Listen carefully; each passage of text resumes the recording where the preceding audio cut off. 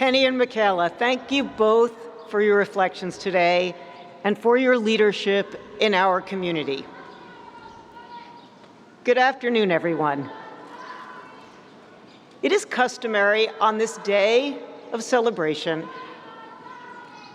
for the President to deliver a charge to the graduating class.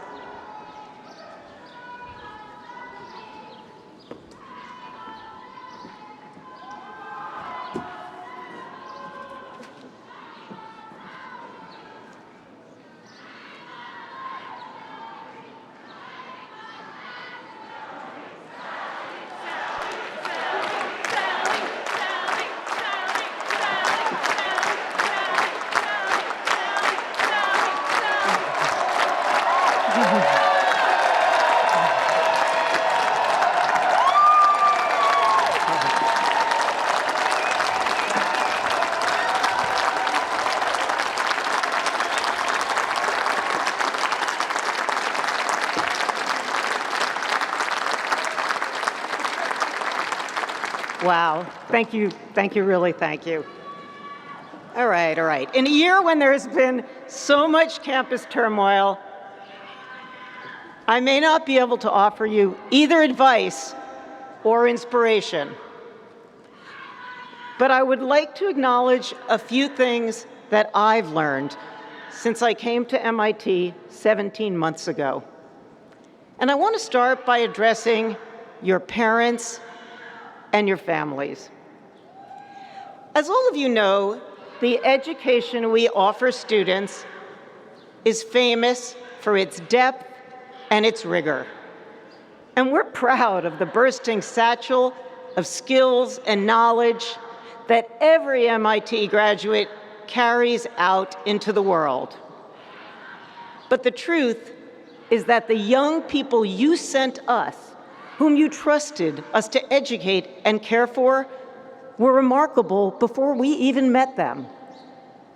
You certainly know this about them as individuals, and you know the specific challenges they had to overcome. For some of you, the young person whose graduation you're here to celebrate is the first in your family to go to college. For some, coming here meant leaving home many thousands of miles away. For some, it meant overcoming language barriers or personal hardships. Some faced all the normal rigors of the MIT curriculum on top of family responsibilities and even tragic losses. You also know their individual achievements, how much they learned and grew and stretched and pushed themselves long before they came to MIT.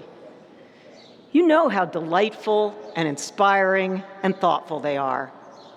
And I expect at least most of you know the particular thrill of the day you realized that they now understood things that you just cannot understand. The day when it would be no longer possible for you, even theoretically, to help them with their homework. So you know them well as exceptional individuals.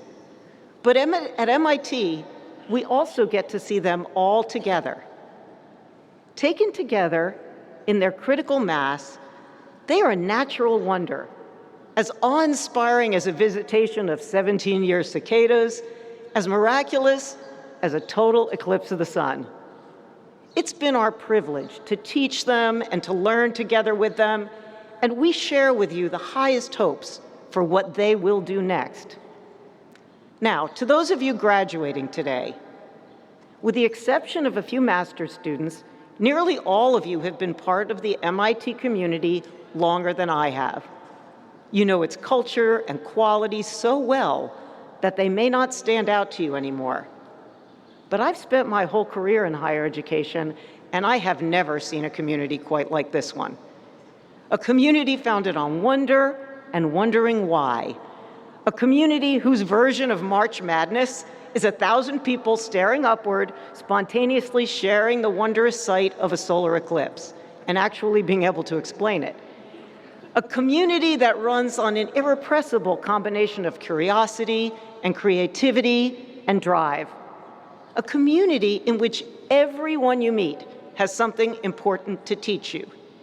A community in which people expect excellence of themselves and take great care of one another.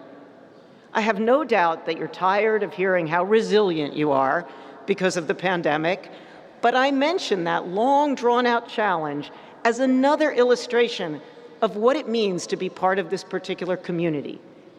A community that fought the virus with the tools of measurement and questioning and analysis and self-discipline, and was therefore able to pursue its mission almost undeterred.